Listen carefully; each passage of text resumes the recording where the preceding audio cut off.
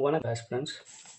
நம்ம இன்னைக்கு இந்த வீடியோவில் என்ன பார்க்கலாம்னா, பாலிட்டி க்ரீன் லெசன்ஸில் ஃபஸ்ட்டு லெசனாக இருக்கக்கூடிய உள்ளாட்சி அமைப்பு 6th ஸ்டாண்டர்டில் இருக்கக்கூடிய லோ லெவல்லேருந்து நம்ம போகிறோம். சரிங்களா? உள்ளாட்சி அமைப்பு ஊரகமும் நகர்ப்புறமும்.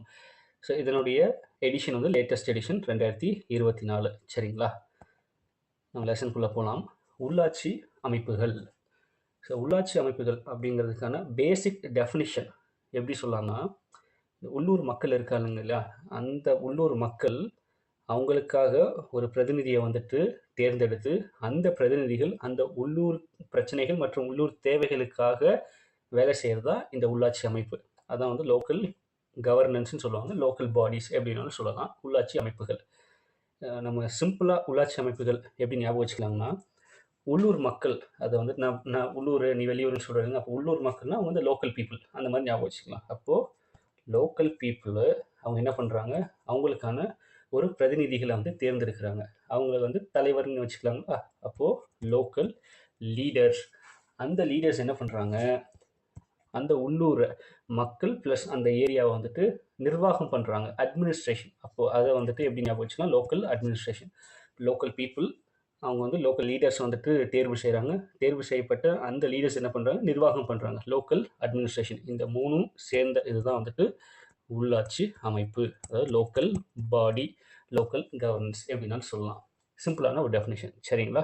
இதுதான் வந்து பேசிக்கு. இதை நல்லா நம்ம ஞாபகம் வச்சுக்கணும். சரிங்களா? இப்போ உள்ளாட்சி அமைப்புகளில் நம்ம ஒரு 2 கேட்டகரி இருக்குது. என்னென்னா சிட்டி, வில்லேஜ். இதுதான் நகர்ப்புறம், கிராமப்புறம். அந்த நகர்ப்புறத்துக்கும் கிராமப்புறத்துக்கும் 3 கேட்டகரி உள்ள வந்து உட்பிரிவு மாதிரி கொடுத்துருக்காங்க. ஏன் இந்த உட்பிரிவு உள்ள கொடுத்துருக்காங்கன்னா, நம்மளுடைய உள்ளாட்சி அமைப்பு வந்துட்டு 3 அடுக்கு ஃபாலோ பண்ணுறோம். 3 டயர் சிஸ்டம்.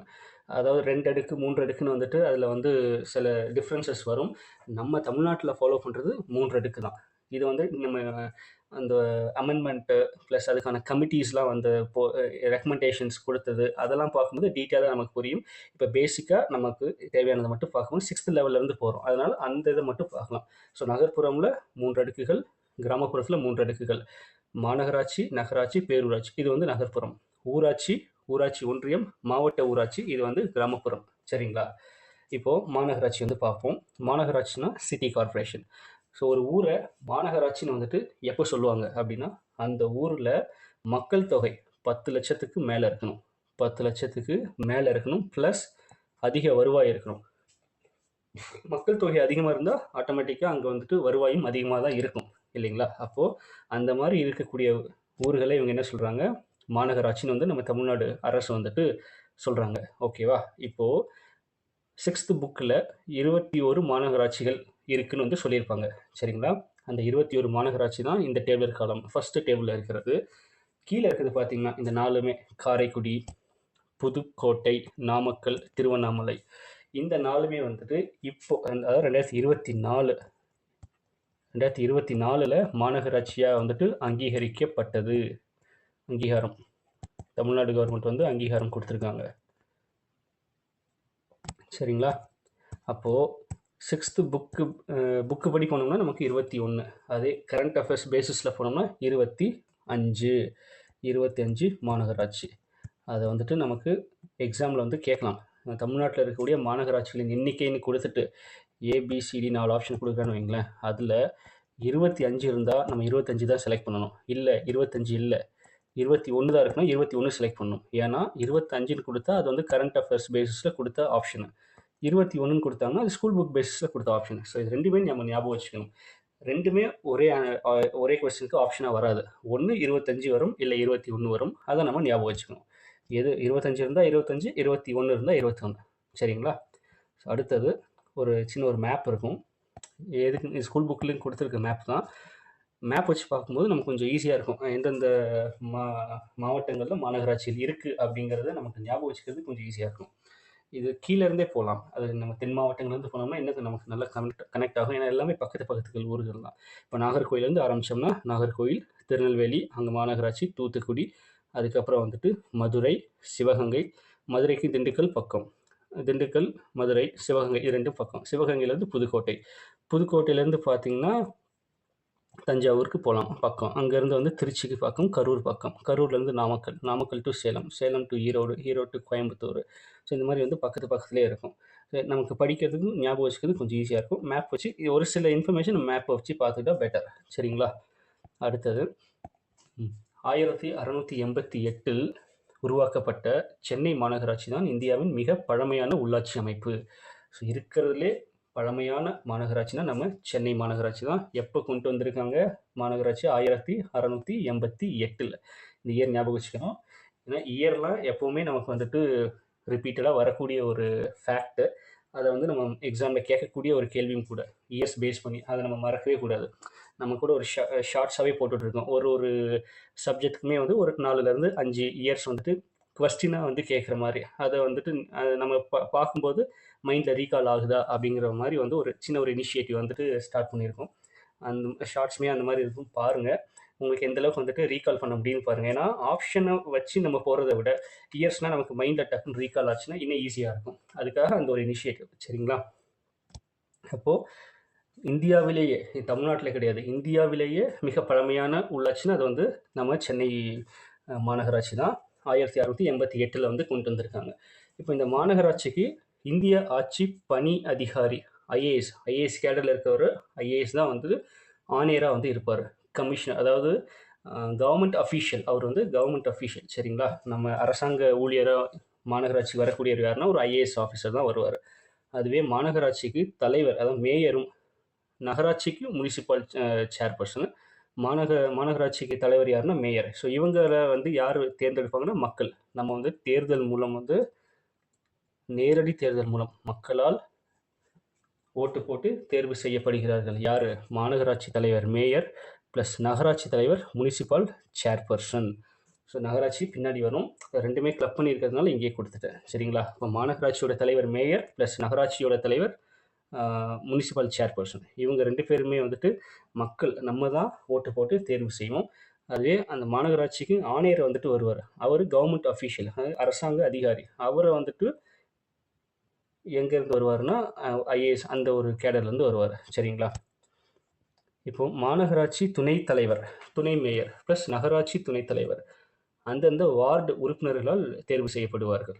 ஸோ இந்த வார்டு மெம்பர்ஸை நம்ம செலக்ட் பண்ணுவோம், ஓட்டு போட்டு தேர்ந்தெடுப்போம். அப்படி தேர்ந்தெடுக்கப்பட்ட வார்டு உறுப்பினர்கள் என்ன பண்ணுவாங்கன்னா அவங்களுக்குள்ள வந்துட்டு துணைத் தலைவர், இப்போ தலைவர் நம்ம இது பண்ணிடுவோம். துணைத் தலைவர், மாநகராட்சிக்கு துணைத் தலைவர் ப்ளஸ் நகராட்சிக்கு துணைத் தலைவர் வந்துட்டு அந்த வார்டு மெம்பர்ஸ் வந்து அவங்களுக்குள்ளே வந்துட்டு ஓட்டெடுப்பு நடக்கும். ஒரு 15 பேர் இருக்காங்கன்னா 7 பேர் ஒருத்தர் சொல்லுவாங்க, 8 பேர் ஒருத்தர் சொல்லுவாங்க. ஸோ அவங்க 8 பேர் இருக்கவங்க மெஜாரிட்டி. அப்போ அவர் தான் வந்து துணைத் தலைவர். அந்த மாதிரி வந்துட்டு இது பண்ணுவாங்க. ஓகேங்களா? ஸோ மாநகராட்சியின் பணிகள். ஸோ இது வந்து பேசிக்காக நமக்கு தெரிஞ்சதுதான், புக்லேயும் கொடுத்துருப்பாங்க. ஸோ மேலோட்டமாக இதை பார்த்துக்கலாம். மாநகராட்சியோட பணிகள் என்ன? குடிநீர் வசதி, ரைட்டு, தண்ணி கனெக்ஷன் எல்லா வீட்டுக்கும் கொடுக்கறது, தெருவிளக்கு, ஸ்ட்ரீட் லைட் போடுறது, தூய்மை பணி நமக்கு எல்லாருக்குமே தெரியும். வீட்டுக்கு வந்துட்டு இது குப்பை எடுத்துகிட்டு போவாங்க, ப்ளஸ் வந்துட்டு குப்பை தொட்டி வச்சுருப்பாங்க, எல்லா வேலையும் செய்யணும். மருத்துவ சேவை, ஹாஸ்பிட்டல்ஸ் கண்டிப்பாக, சாலைகள் அமைத்தல், மேம்பாலங்கள் அமைத்தல், சந்தைகளுக்கான இடவசதி, கழிவுநீர் கால்வாய், திடக்கழிவு மேலாண்மை, மாநகராட்சி பள்ளிகள், பூங்காக்கள், விளையாட்டு மைதானங்கள், பிறப்பு இறப்பு பதிவு, இதெல்லாமே வந்துட்டு மாநகராட்சியோட பணிகள். சரிங்களா? அடுத்தது நகராட்சி. ஸோ முனிசிபாலிட்டி அடுத்தது. நகராட்சினா இங்கிலீஷில் வந்து முனிசிபாலிட்டி. ஸோ மாநகராட்சினா அதுக்கான கேட்டகரைசேஷன் பார்த்துட்டோம். அதாவது எந்த ஊரை மாநகராட்சின்னு சொல்லுவாங்க? 10 lakhsக்கு மேலே இருக்கக்கூடிய மக்கள் தொகை, அதை பார்த்துட்டோம். ப்ளஸ் அவங்களுக்காக மாநகராட்சியோடைய ஆணையர் யார் வருவார், ப்ளஸ் மேயர் எப்படி வருவாங்க, அதையுமே பார்த்துட்டோம். அடுத்தது நகராட்சி. நகராட்சி பார்த்திங்கன்னா தமிழ்நாட்டில் மாநகராட்சிக்கு அடுத்த நிலையில் 1 லட்சத்துக்கும் அதிகமான மக்கள் தொகையுடன் வருவாய் அதிகம் இருக்கும் ஊர்கள் வந்து நகராட்சி என்று அழைக்கப்படும். சரிங்களா? அப்போது ஃபஸ்ட்டு கேடர் வந்துட்டு மாநகராட்சி. ஏன்னா 10 லட்சத்துக்கு மேலே வந்துட்டு மக்கள் தொகை இருக்கும். அதுக்கு அடுத்தது வந்து நகராட்சி 1 லட்சத்துக்கு மேலே. இங்கே இருக்கு பாருங்க, 1 லட்சத்துக்கும் மேற்பட்ட மக்கள் தொகை இருந்ததுன்னா அந்த மாதிரி ஊர்களை வந்து நகராட்சின்னு வந்துட்டு வகைப்படுத்துவார்கள் நம்ம தமிழ்நாடு கவர்மெண்ட். ஸோ அப்படி பார்க்கும்போது தமிழ்நாட்டில் முதலில் உருவாக்கப்பட்ட நகராட்சி பார்த்தோம்னா வாலாஜாபேட்டை நகராட்சி. இங்கே இருக்கு பாருங்க, வாலாஜாபேட்டை வந்துட்டு இப்போ ராணிப்பேட்டை டிஸ்ட்ரிக்டில் இருக்குது. அவங்க கொடுக்கும்போது வந்து வெள்ளூர் டிஸ்ட்ரிக்டில் இருந்தது. சரிங்களா? தமிழ்நாட்டுடைய முதல் நகராட்சினா அது வந்து வாலாஜாபேட்டை தான். இப்போது இங்கே வந்து இந்த நகராட்சிக்கான தலைவர் வந்து பார்த்துட்டோம், இங்கேயே பார்த்துட்டோம். நகராட்சிக்கான தலைவர் வந்துட்டு முனிசிபல் சேர்பர்சன், சரிங்களா? இவர் வந்துட்டு நம்ம தான், மக்கள் தான் வந்து நேரடியாக ஓட்டு போட்டு தேர்ந்தெடுப்போம். துணைத் தலைவர் அவங்களுக்குள்ள வந்து எடுத்துப்பாங்க, அந்த வார்டு மெம்பர்ஸ். அதுக்கு இங்கே கீழே பார்த்தோம்னா நகராட்சிகளுக்கு அரசு அதிகாரிகளின் நகராட்சி ஆணையராக முனிசிபல் கமிஷனர் நியமிக்கப்படுவார்கள். ஸோ அங்கே வந்து ஐஏஎஸ் மேலே பார்த்தோங்களா? ஸோ கொஞ்சம் கம்பேர் பண்ணி பண்ணி தான் படிக்கிற மாதிரி இருக்கும். இங்கே பாருங்கள், மாநகராட்சிக்கு வந்துட்டு யார் வருவா? ஐஏஎஸ் ஆஃபீஸர் வருவார். அதுவே நகராட்சிக்கு வந்துட்டு முனிசிபல் கமிஷனர், இது வந்து எம்சின்னு சொல்லுவாங்க, ஷார்ட் ஃபார்மில் எம்சி. குரூப் டூவில் வந்து இன்டர்வியூ போஸ்ட், இது interview post MC, municipal commissioner, நகராட்சியுடைய ஆணையர், சரிங்களா? அடுத்தது பேரூராட்சி, ரைட். இதுதான் வந்து 3வது பிரிவு, அதாவது நகரத்தில் 3வது பிரிவு. டவுன் பஞ்சாயத்து, நகரத்திற்கும் கிராமத்திற்கும் இடைப்பட்ட ஊரில் சுமார் 10,000 பேர் வாழக்கூடிய ஊராக இருந்தால் அது வந்து பேரூராட்சி, சரிங்களா? அதாவது ஃபுல் நகரமாகவும் இருக்காது, ஃபுல்லாக கிராமமாகவும் இருக்காது, ரெண்டுத்துக்கும் இடையில இருக்கும். ப்ளஸ் 10,000 பேர் இருக்கணும். இதுதான் வந்துட்டு முக்கியமான க்ரைட்டீரியா, 10,000 பேர். அப்போது இதை வந்துட்டு இந்த கேட்டகரைசேஷன் எப்படி வச்சுக்கலாம்?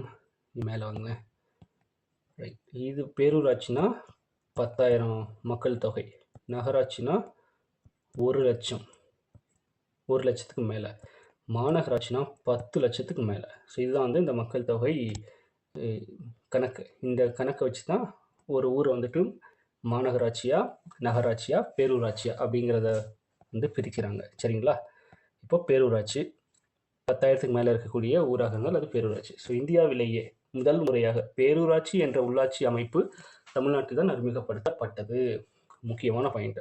ஸோ எவ்வளோ 6th லெசன் தான், ஆனால் எவ்வளோ முக்கியமான பாயிண்ட்ஸ்லாம் இருக்குது பாருங்களேன். ஸோ இந்தியாவிலேயே, நம்ம டோட்டல் இந்தியாவிலேயே பேரூராட்சி அப்படிங்கிற அந்த கேடரை வந்துட்டு ஃபஸ்ட்டு இன்ட்ரடியூஸ் பண்ணது நம்ம தமிழ்நாட்டில் தான். ஸோ இந்த மாதிரி கொஸ்டின்ஸ்லாம் நமக்கு கண்டிப்பாக வந்து எக்ஸ்பெக்ட் பண்ணலாம். ஏன்னா இது வந்து ரொம்ப முக்கியமான ஒரு சிறப்பு வாய்ந்த ஒரு இன்ஃபர்மேஷன் இல்லைங்களா நம்ம தமிழ்நாட்டுக்கு. அதே மாதிரி இந்தியாவிலேயே முதலாக ஆரம்பித்த மாநகராட்சினா அது வந்து சென்னை தான். ஸோ எப்போ 1688 வந்து ஸ்டார்ட் பண்ணிட்டாங்க. ஸோ அதுவுமே ரொம்ப ஒரு இம்பார்ட்டண்ட்டான ஒரு இன்ஃபர்மேஷன். ஸோ அடுத்தது பேரூராட்சியின் நிர்வாக அலுவலர், செயல் அலுவலர்னு சொல்லுவாங்க. சிலதெல்லாம் ஏன் நான் இங்கிலீஷில் கொடுத்துருக்கேன்னா, நமக்கு தமிழில் படிக்கும்போது அது ஞாபகம் வச்சுக்கிறது கஷ்டமாக இருக்கும். அது இதெல்லாம் வந்து பார்த்திங்கன்னா எக்ஸிக்யூட்டிவ் ஆஃபீஸர், இஓ ஆஃபீஸர் நம்ம வந்து நம்ம ஊரில் சொல்லி பழகிருப்போம். ஏன்னா நமக்கு அங்கே இப்போ பேரூராட்சி ஆஃபீஸ்க்கு போனோம்னா அங்கே இஓ சார் அப்படின்னு தான் சொல்லுவாங்க. ஸோ அந்த மாதிரி அதெல்லாம் கேட்டு நம்ம பழகிருப்போம். அதுக்காக தான் சில இடத்துல வந்து அந்த இங்கிலீஷ் வேர்டையும் சேர்த்து கொடுக்குறேன். ஏன்னா அந்த டேர்ம்ஸ் நமக்கு தெரிஞ்சதுன்னா ஈஸி ஆகிடும். முழுசாக தமிழில் படிக்கிறது நம்ம, ஏன்னா தமிழ் வந்து நம்ம படிக்கிறதுக்கு மட்டும்தான் யூஸ் ஆகும். புழக்கத்தில் வந்து அந்த அந்த பதவிக்கான பேர் வந்துட்டு இங்கிலீஷில் தான் சொல்லுவாங்க, இஓ ஆஃபீஸர் அப்படின்ட்டு. அதே மாதிரி பிளாக் டெவலப்மெண்டல் ஆஃபீஸர், பிடிஓ அப்படி தான் சொல்லுவாங்க. அதனால் அது நமக்கு கொஞ்சம் ஈஸியாக இருக்கும், அதுக்காக தான் கொடுத்துருக்கேன், சரிங்களா? ஸோ இப்போது நகராட்சி பார்த்தாச்சு, மாநகராட்சி, நகராட்சி, பேரூராட்சி. அடுத்தது வந்து கிராமத்துக்கு வரோம், சரிங்களா? கிராமத்தில் 3 வகைகள்: கிராம ஊராட்சி, ஊராட்சி ஒன்றியம், அப்புறம் மாவட்ட ஊராட்சி. அதில் முதல்ல இருக்கிறது வந்துட்டு கிராம ஊராட்சி, வில்லேஜ் பஞ்சாயத்து. கிராமங்களில் செயல்படும் உள்ளாட்சி அமைப்பு வந்துட்டு கிராம ஊராட்சி. இதுதான் இருக்கிறதுலே பேசிக்கான ஒரு டிவிஷன். கிராமத்தில் இருக்கக்கூடியது கிராம ஊராட்சி, சரிங்களா? கிராம ஊராட்சி வந்துட்டு மக்களுக்கும் அரசுக்கும் இடையே இணைப்பு பாலமாக செயல்படுகிறது. ஓகே. கிராமங்கள் மக்கள் தொகைக்கு ஏற்ப பல பகுதிகளாக பிரிக்கப்படுகின்றன. பகுதிகள் அப்படிங்கிறது மறுபடியும் பாருங்கள், தமிழில் வந்து பகுதிகள், ஆனால் இங்கிலீஷில் அது வந்து வார்டுன்னு சொல்லுவோம். நம்ம அட்ரஸ்லாம் வந்து போடுறாங்க இல்லைங்களா, 6வது வார்டு, 7வது வார்டு, 10வது வார்டு அப்படின்ட்டு. அதுதான் ஒரு கிராமத்தில் ஒரு வார்டுக்கு இத்தனை பேர் அப்படின்னு கணக்கு வச்சு ஒரு கிராமத்தை வந்துட்டு வார்டாக பிரிப்பாங்க. அதுதான் வந்து பகுதிகள் அப்படின்னு சொல்கிறாங்க. ஸோ இங்கேயுமே நம்ம அதை வந்து இங்கிலீஷில் ஞாபகம் வச்சுக்கிட்டா நமக்கு கொஞ்சம் ஈஸியாக இருக்கும். அதுக்காக தான், ஏன்னா சில விஷயம்லாம் நம்ம நடைமுறையில் இங்கிலீஷ்லேயே பேசி பழகிட்டோம், அதுக்காக சொல்கிறேன். ஸோ இது கிராம ஊராட்சி. கிராம ஊராட்சியின் பணிகள், அங்கே நகராட்சியின் பணிகள் பார்த்த மாதிரி இங்கே கிராம ஊராட்சியின் பணிகள் இருக்குது. இதுலேயுமே பேசிக்கானதான். இதில் வந்து அவசிய பணிகள், விருப்ப பணிகள் 2ஆக பிரிக்கிறாங்க. அவசிய பணிகள் பாருங்கள், குடிநீர் வழங்குதல் கண்டிப்பாக வேணும், தெருவிளக்கு, ரைட்டு, தெருக்களை தூய்மைப்படுத்துதல், கழிவுநீர் கால்வாய் அமைத்தல், ஊர் சாலைகள், மத்திய மாநில அரசு நலத்திட்டங்களை செயல்படுத்துதல், இதெல்லாமே வந்து அவசிய பணிகள். விருப்ப பணிகள், ஒரு கிராமத்தில் இருக்க ஊராட்சி அவங்க விருப்பப்பட்டு என்ன செய்யலாம், அங்கே ஒரு பார்க் இல்லை, சரி குழந்தைங்களுக்கு பார்க் இல்லை, நம்ம ஒரு பார்க் வைக்கலாம். லைப்ரரி வைக்கலாம், இல்லை விளையாடுறதுக்கு விளையாட்டு மைதானம் வந்து செஞ்சு கொடுக்கலாம். இதெல்லாம் வந்து விருப்ப பணிகள், இதெல்லாம் செஞ்சே ஆகணும்னு கிடையாது. பட் இது அவசிய பணிகள் கட்டாயம், இதை வந்து செஞ்சே ஆகணும். இதை செய்யலைன்னா நீங்கள் ஏன் செய்யலன்னு கேட்கலாம். விருப்ப பணிகள் இதை வந்துட்டு எங்கள் இதில் கேட்கலான்னு ஒரு கோரிக்கை தான் வைக்க முடியும். ஆனால் இதில் வந்து நீங்கள் செஞ்சே ஆகணும்னு வந்து அவங்ககிட்ட போய் முறையிடலாம், அவசிய பணிகள். சரிங்களா? அடுத்தது வந்து ஊராட்சி ஒன்றியம். ஊராட்சி ஒன்றியம் பல கிராம ஊராட்சிகள் ஒன்றிணைந்து ஊராட்சி ஒன்றியமாக அமைக்கப்படுகிறது. அப்போது ஊராட்சி ஒன்றியம்னா என்ன? நீ மேலே பார்த்து இல்லைங்களா, கிராம ஊராட்சி. ஒரு கிராமத்தில் இருக்கக்கூடிய ஊராட்சி தான் கிராம ஊராட்சி. அப்போது பல கிராம ஊராட்சிகள், எக்ஸாம்பிள்னா கிராமங்கள், அவ்வளோதான். ஒரு 10 கிராமங்கள் சேர்ந்து ஒரு ஊராட்சி ஒன்றியமாக வந்துட்டு அமைக்கிறாங்க. இதுதான் அதுக்கான அர்த்தம். அப்போது ஒரு 10ங்கிறது 15 அந்த மாதிரி கூட ஆகலாம். இப்போது ஒவ்வொரு ஊராட்சியிலும் ஒரு ஊராட்சி ஒன்றிய உறுப்பினர், கவுன்சிலர் வந்து செலக்ட் பண்ணுறாங்க. இப்போ ஒவ்வொரு ஊராட்சினா வந்து ஒரு கிராமத்துக்கு ஒரு கவுன்சிலர். சரிங்களா? அப்போது 10 கிராமத்துக்கு வந்துட்டு 10 கவுன்சிலர் வந்துட்டு நம்ம தான் தேர்ந்தெடுப்போம். கவுன்சிலர் எலெக்ஷன் வந்து வருது, நம்ம தான் ஓட்டு போடுவோம். சரிங்களா? அப்போது ஒரு கிராமத்துக்கும் ஒரு ஊராட்சி ஒன்றிய உறுப்பினர், அதாவது கவுன்சிலர் வந்து தேர்ந்தெடுக்கப்படுகிறார்கள். அந்த கவுன்சிலர்கள் என்ன பண்ணுறாங்கன்னா, தங்களில் ஒருவரை ஊராட்சி ஒன்றிய தலைவராக, அதாவது சேர்பர்சனாக தேர்ந்தெடுப்ப துணைத் தலைவரும் தேர்ந்தெடுக்கப்படுகிறார்கள். இதை சிம்பிளாக எப்படி சொல்லலாம்னா, இப்போ நம்ம சொன்னோம் இல்லைங்களா, 10 கிராமம் சேர்ந்தது ஒரு ஊராட்சி ஒன்றியமா. அப்போது இங்கே வந்துட்டு 10 கவுன்சிலர்ஸ் இருப்பாங்க. ஆமாம் தானே? அந்த 10 கவுன்சிலர்ஸ் தான் வந்துட்டு இந்த ஊராட்சி ஒன்றிய உறுப்பினர்கள். இந்த 10 பேர் என்ன பண்ணுறாங்கன்னா, இந்த ஒரு ஊராட்சி ஒன்றியம் இருக்கு இல்லைங்களா, இந்த 10 கிராமமும் சேர்ந்தது இந்த ஒரு ஊராட்சி ஒன்றியம். அந்த ஒன்றியத்துக்கான தலைவரை வந்துட்டு தேர்ந்தெடுக்கிறாங்க தங்களுக்குள்ள. அந்த 10 பேருமே வந்துட்டு அந்த 10 பேருக்குள்ள ஒரு ஓட்டிங் மாதிரி நடக்கும். அதில் ஒரு 6 பேர் வந்து ஒருத்தர் வந்து சொல்கிறாங்க, இவரை வந்து தலைவராக நம்ம போடலாம். ஒரு 4 பேர் வந்து இன்னொருத்தர் சொல்கிறாங்க அப்படின்னா, அதில் மெஜாரிட்டி 6 பேர். அப்போ அந்த 6 பேர் சொன்ன ஒருத்தர் தான் வந்துட்டு என்ன ஆகிறாருன்னா சேர்பர்சன், அந்த ஊராட்சி ஒன்றிய தலைவர், அந்த ஊராட்சிக்கான தலைவராக வந்து வராரு. கான்செப்ட் புரியுதுங்களா? ஸோ சாரி, கவுன்சிலர்ஸை நம்ம தான் வந்து ஓட் பண்ணி எலெக்ட் பண்ணுவோம், தேர்ந்தெடுப்போம். அந்த கவுன்சிலர்ஸ் எல்லாம் சேர்ந்து தலைவரை வந்து தேர்ந்தெடுப்பாங்க. அது வந்து மறைமுக இது, நமக்கு தெரியாது, அவங்களுக்குள்ள தான் ஓட் போட்டு எடுத்துப்பாங்க. சரிங்களா? இதுதான் வந்து இங்கே சொல்லியிருக்காங்க. ஸோ ஒவ்வொரு ஊராட்சியிலும் ஊராட்சி ஒன்றிய உறுப்பினர், அதாவது கவுன்சிலர்ஸ் வந்து தேர்ந்தெடுக்கப்படுகிறார்கள், நம்ம தேர்ந்தெடுப்போம். அந்த கவுன்சிலர்ஸ் தங்களில் ஒருவரை ஊராட்சி ஒன்றிய தலைவராக தேர்ந்தெடுப்பார், துணைத் தலைவரும் தேர்ந்தெடுக்கப்படுகிறார். ரைட்டா? ஸோ இந்த ஊராட்சி ஒன்றியத்துக்கான நிர்வாக அலுவலர் இங்கே இருக்காரு பாருங்க. இதான் முன்னாடி சொன்னீங்க, பிளாக் டெவலப்மெண்டல் ஆஃபீஸர், பிடிஓ. இங்கே தமிழில் பார்த்தோன்னா வட்டார வளர்ச்சி அலுவலர். இவர் தான் வந்துட்டு இந்த ஊராட்சியுடைய நிர்வாக அலுவலர், அது அட்மினிஸ்ட்ரேட்டிவ் ஆஃபீஸர். சரிங்களா? நீலகிரி மற்றும் பெரம்பலூர் மாவட்டங்கள் ஒவ்வொன்றிலும் 4 ஊராட்சி ஒன்றியங்கள் தான் உள்ளன. இது வந்து ஒரு பாக்ஸ் இன்ஃபர்மேஷன். நீலகிரி, ஊட்டி இருக்கு இல்லைங்களா, அந்த மாவட்டம் நீலகிரி மற்றும் பெரம்பலூர் மாவட்டங்கள் ஒவ்வொன்றிலும் 4 ஊராட்சி ஒன்றியங்கள் தான் இருக்கின்றன. இதுதான் வந்து லோவஸ்ட், தமிழ்நாட்டிலே ரொம்ப கம்மியாக ஊராட்சி ஒன்றியம் இருக்கக்கூடிய மாவட்டங்கள். பழைய எடிஷனில் பார்த்தீங்கன்னா விழுப்புரத்தில் தான் அதிக ஊராட்சி ஒன்றியங்கள் 22 கொடுத்துருப்பாங்க. அதிக ஊராட்சி ஒன்றியங்கள் இருந்ததாக வந்து கொடுத்துருப்பாங்க. அதுவும் ஒரு பாக்ஸ் இன்ஃபர்மேஷன் தான். ஆனால் இப்போது விழுப்புரம் என்ன ஆயிடுச்சுன்னா, விழுப்புரம் தனியாக, கள்ளக்குறிச்சி தனியாக வந்து பிரிச்சுட்டாங்க இல்லைங்களா. அப்போ அந்த ஊராட்சி ஒன்றியம் வந்துட்டு பிரிஞ்சிருக்கும். இந்த ஊர் பாதி, அந்த ஊர் பாதி, அந்த மாதிரி வந்து பிரிஞ்சிருக்கும். அதனால் அந்த இன்ஃபர்மேஷன் எடுத்துட்டாங்க. அதனால தான் சொல்கிறேன், எடிஷன் வந்து ரீசெண்ட் எடிஷனானு வந்து நம்ம பார்த்து தான் படிக்கணும். ஏன்னா சில இன்ஃபர்மேஷன் அப்போ இருந்தது இப்போ இருக்காது, இல்லைன்னா அப்போ இல்லாதது இப்போ சேர்த்துருப்பாங்க. அது எப்போவுமே நம்ம புக்கு எடுக்கிறோன்னா நம்ம ரீசெண்டானது தான் வந்து எடுத்துக்கணும். ஒன்று ரீசெண்ட் வந்து வாங்கிடுங்க, இல்லை டவுன்லோட் பண்ணிக்கோங்க. சரிங்களா? ஊராட்சி ஒன்றியம் முடிஞ்சுதுங்களா? அப்போ ஊராட்சி ஒன்றியத்தோட செயல்பாடுகள் எப்படி இருக்கும்? பல கிராமங்கள் சேர்ந்து ஒரு ஊராட்சி ஒன்றியம் வந்துட்டு அமைக்கப்படுது. அந்த ஒரு ஊராட்சியிலுமே ஒரு கவுன்சிலர் வந்துட்டு தேர்தல் மூலமாக தேர்ந்தெடுக்கப்படுகிறார்கள். அந்த கவுன்சிலர் எல்லாம் சேர்ந்து ஊராட்சி ஒன்றிய தலைவரை வந்து தேர்ந்தெடுக்கிறார்கள். சரிங்களா? கவுன்சிலர் நேரடி தேர்தல், ஊராட்சி ஒன்றிய தலைவர் மறைமுக தேர்தல். ஏன்னா நம்ம அதில் வந்து நமக்கு அதில் வந்து ரோலே கிடையாது. நம்ம செலக்ட் பண்ணி அமுச்சு வச்ச அந்த கவுன்சிலர்ஸ் தான் அதில் வந்து ரோல் ப்ளே பண்ணுவாங்க. அதே மாதிரி ஊராட்சி ஒன்றியத்துக்கான நிர்வாக அலுவலர் யாருன்னா வட்டார வளர்ச்சி அலுவலர், பிளாக் டெவலப்மெண்டல் ஆஃபீஸர். சரிங்களா? நீலகிரி மற்றும் பெரம்பலூர் மாவட்டங்களில் வெறும் 4 ஊராட்சி ஒன்றியங்கள் தான் இருக்குது. அடுத்தது மாவட்ட ஊராட்சி, டிஸ்ட்ரிக்ட் பஞ்சாயத்து. ஒவ்வொரு மாவட்டத்திலையும் ஒரு மாவட்ட ஊராட்சி வந்துட்டு அமைக்கப்படும். அதுக்கான இது எப்படின்னா கேட்டகரி எப்படின்னா 50,000 மக்கள் தொகை என்ற அடிப்படையில் மாவட்டம் பல பகுதிகளாக பிரிக்கப்படுகிறது. பல பகுதிகள்னா வார்டுகள். அப்போ ஒரு மாவட்டத்தில் 50,000 மக்கள் தொகை கணக்கு வச்சு ஒரு வார்டு. ஒரு மாவட்டத்தில் வந்துட்டு 20 வார்டு கூட இருக்கலாம், 10 வார்டு கூட இருக்கலாம். அது வந்து அந்தந்த மக்கள் தொகை பொறுத்து. ஆனால் ஒரு மாவட்டத்துக்கு ஒரு வார்டுக்கு 50,000 பேர், அதுதான் வந்து கணக்கு. சரிங்களா? அடுத்தது மாவட்ட ஊராட்சி பகுதி, அதாவது பகுதி உறுப்பினர்கள்னா வார்டு உறுப்பினர்கள். கிராம ஊராட்சி மக்கள் தேர்தல் மூலம் தேர்ந்தெடுக்கின்றனர். ஸோ அதே கான்செப்ட் தான். நம்ம கிராம ஊராட்சி மக்கள் தான் இந்த மாவட்ட ஊராட்சிக்கான வார்டு மெம்பர்ஸையும் தேர்தல் மூலம் வந்து தேர்ந்தெடுப்போம். அந்த மாவட்ட ஊராட்சி குழு உறுப்பினர்கள் நம்ம வந்து ஓட்டு போட்டு தேர்ந்தெடுத்தோம் இல்லைங்களா? அந்த உறுப்பினர்கள் என்ன பண்ணுறாங்க, தங்களுக்குள் ஒருவரை மாவட்ட ஊராட்சி தலைவராக தேர்ந்தெடுக்கிறது. டிஸ்ட்ரிக்ட் பஞ்சாயத்து பிரசிடென்ட் வந்து நமக்கும் சம்மந்தம் கிடையாது. அதுக்கான மெம்பர்ஸை வந்து நம்ம ஓட்டு போட்டு அமுச்சு வச்சுருவோம். அவங்களுக்குள்ள வந்து இது வந்து தலைவர், மாவட்ட ஊராட்சி குழு தலைவர் வந்து செலக்ட் பண்ணிப்பாங்க. இதுதான் வந்து கான்செப்ட். சரிங்களா?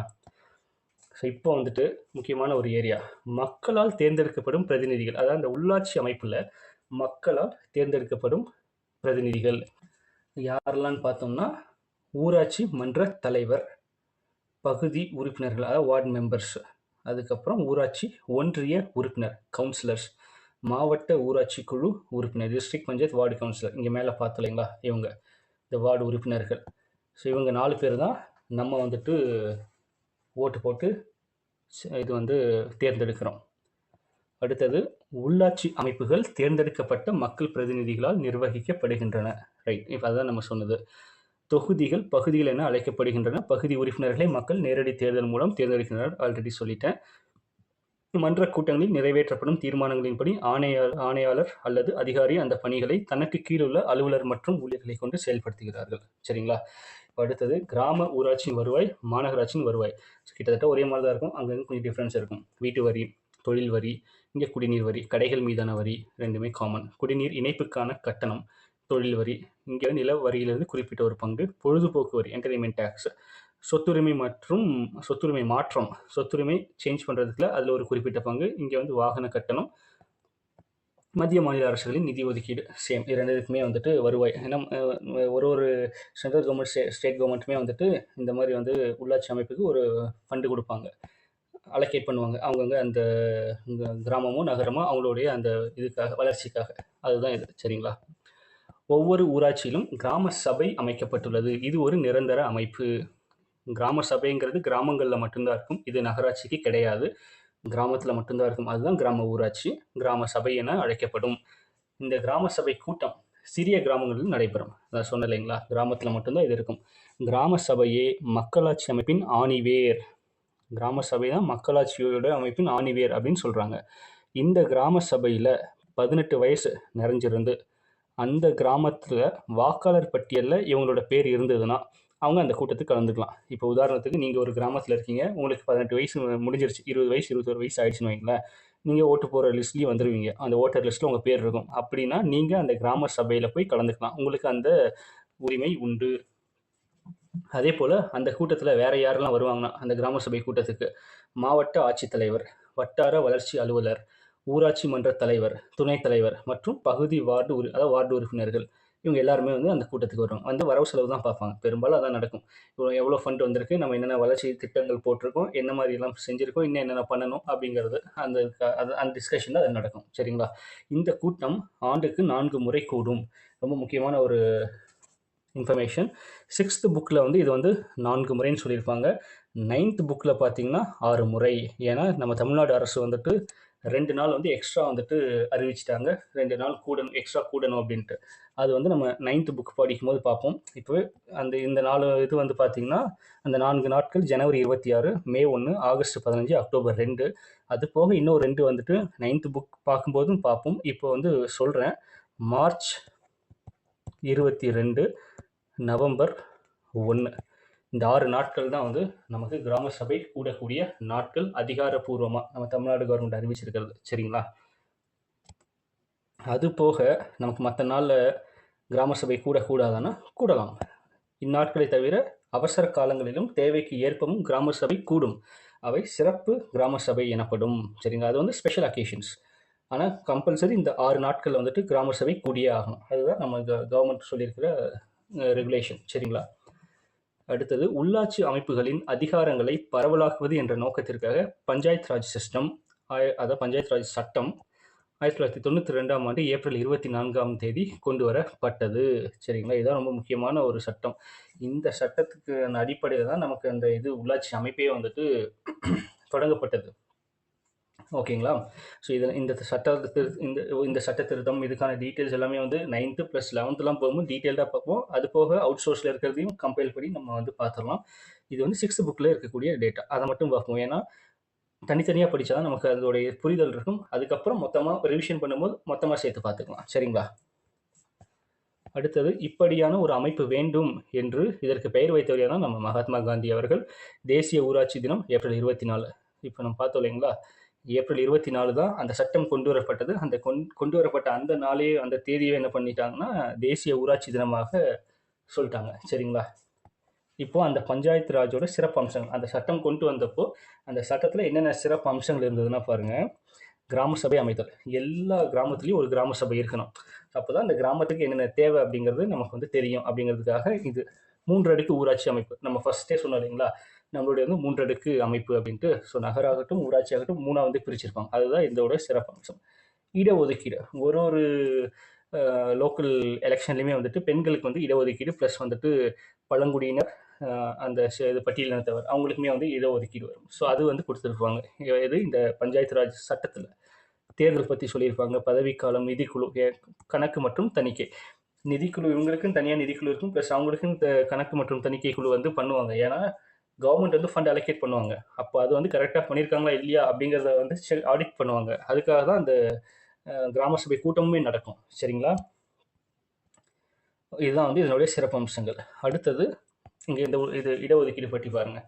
அனைத்து உள்ளாட்சி அமைப்புகளும் பெண்கள் பங்கேற்கும் வகையில் 33% இடஒதுக்கீடு வழங்கப்பட்டுள்ளது.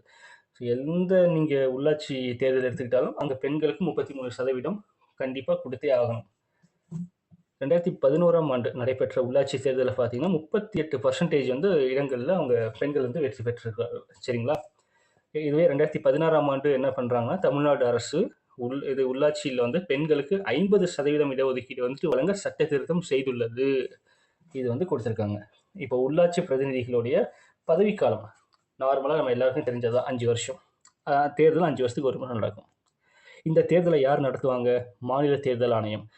அவங்க தான் இந்த தேர்தலை வந்து நடத்துவாங்க. ஒவ்வொரு மாநிலத்திலிருந்துமே ஒரு மாநில தேர்தல் ஆணையம் இருப்பாங்க. தமிழ்நாட்டுக்கான மாநில தேர்தல் ஆணையம் எங்கே இருக்காங்கன்னா சென்னை, கோயம்பேட்டில். சென்னை, கோயம்பேட்டில் தான் மாநில தேர்தல் ஆணையம் ஆஃபீஸ் வந்து அங்கே இருக்குது. சரிங்களா?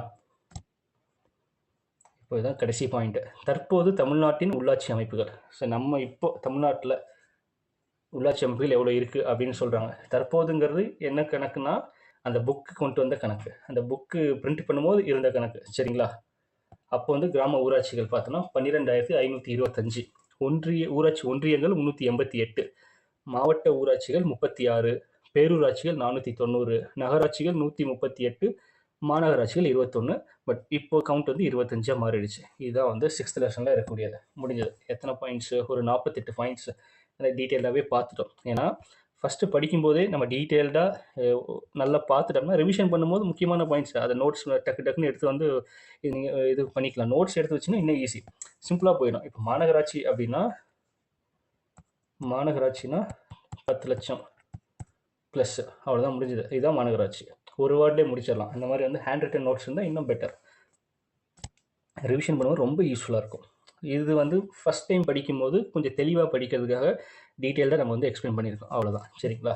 ஸோ இந்த லெசன் முடிஞ்சது. 6th ஸ்டாண்டர்டில் இருந்த உள்ளாட்சி அமைப்பு முடிஞ்சது. அடுத்தது 9th அப்புறம் 11th இருக்குது. அதை முடிச்சுட்டு இதுக்கான அவுட் சோர்சஸ், அதாவது இதுக்கான ஆர்டிகல்ஸ் என்னென்ன, அமெண்ட்மெண்ட் எப்போ கொண்டு வந்தாங்க, என்னென்ன கமிட்டிஸ்லாம் போட்டாங்க, அவங்களோட சஜஷன்ஸ் என்னென்னலாம் இருந்தது அப்படிங்கிறதெல்லாம் பார்க்கலாம். நான் இந்த கமிட்டி பேஸ் பண்ணி எப்போவுமே கேள்வி வந்துகிட்டே இருக்கும். அதே மாதிரி இதுலேயுமே வந்து நிறைய கேள்விகள் கேட்டிருந்தாங்க. இப்போ அந்த இது தேசிய ஊராட்சி தினம் அதெல்லாம் வந்து கேள்வி கேட்டிருந்தாங்க. அதே மாதிரி இந்த 3 அடுக்குல வந்து ஹையரார்கி படிநிலைகள் வந்து கேட்டிருந்தாங்க. இப்போ இந்த 3 இருக்கு இல்லைங்களா? இதில் வந்துட்டு படிநிலைகள் எது ஃபர்ஸ்ட் எது செகண்ட் அப்படிங்கிற மாதிரி வந்து அதையுமே வந்து கேள்விகள் கேட்டு தான் இருந்தாங்க. ஸோ இந்த லெசன் இதோட முடியுது. ஸோ நெக்ஸ்ட் வீடியோவில் 9th லெசன் பார்க்கலாம். சரிங்களா? பாலிட்டி உள்ளாட்சி அமைப்போட 9th லெசனில் இருக்கிறத பார்ப்போம். படிப்படியாக ஒன்று ஒன்றா பார்க்கலாம். சரிங்களா? இந்த உங்கள் ஃப்ரெண்ட்ஸ்க்கும் ஷேர் பண்ணுங்கள். அதாவது பிகினர்ஸாக இருக்கவங்க உங்கள் ஃப்ரெண்ட்ஸ்க்கு ஷேர் பண்ணுங்கள். கண்டிப்பாக இது உங்களுக்கு யூஸ்ஃபுல்லாக இருக்கும்னு நம்புகிறேன். சரிங்களா? நன்றி, வணக்கம்.